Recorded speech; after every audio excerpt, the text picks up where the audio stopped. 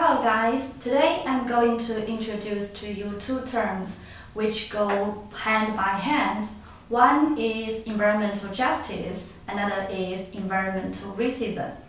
The main idea of environmental racism is that people of color are affected disproportionately by environmental and spatializing practices. People of color are more likely to be exposed to toxic pollutants and suffer excessively from environmentally related health problems. They are more likely to struggle with land rights issues and be omitted from decision-making processes, even with their own communities.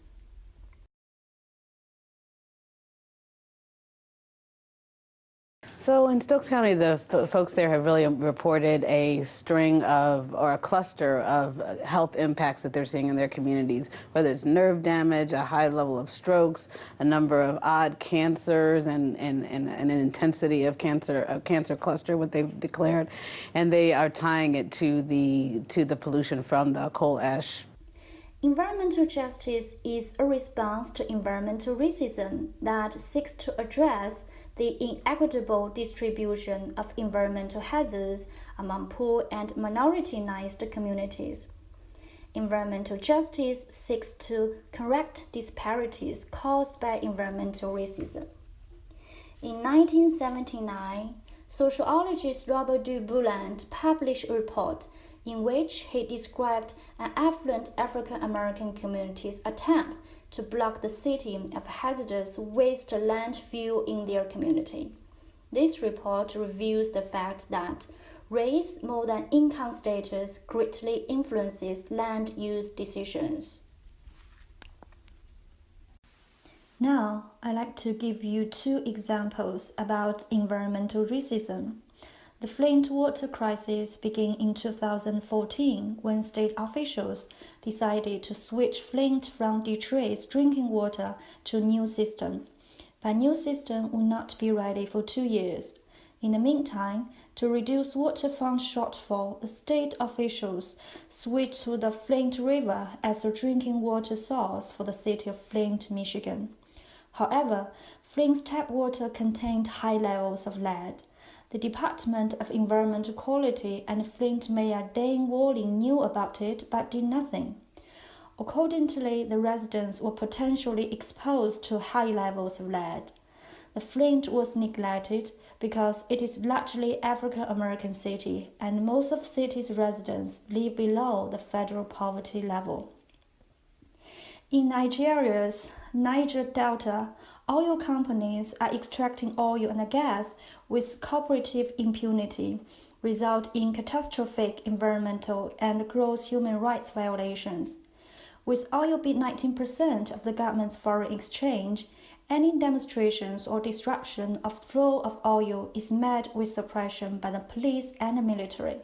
Thus, there has been no meaningful change in the substantive uses facing minority communities in the Delta. Gas flaring and oil spills still occur. Water is polluted. According to experts, lead poisoning is irreversible, and children who tested with high levels of lead will suffer lifelong consequences. As a result of unequal interest and unequal power arrangements, the communities of the Niger Delta suffer short lifespans, higher infant and adult mortality, poor health, poverty, diminished economic opportunities, substandard housing, and overall degraded quality of life. Both Flint's water crisis and the Niger Delta's environmental issues have their roots in economic exploitation, racial oppression, devaluation of human life, and the natural environment.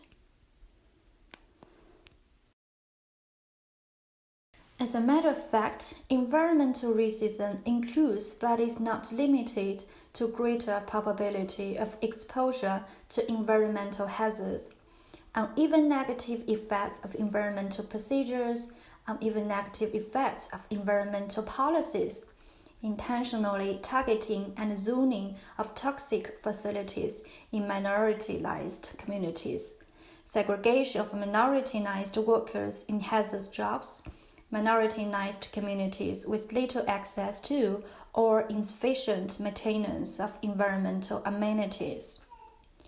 Besides, issues of environmental injustice don't only impact people of color.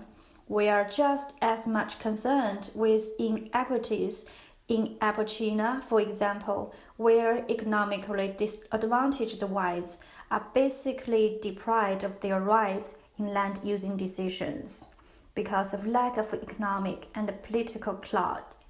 And these communities also deserve environmental justice.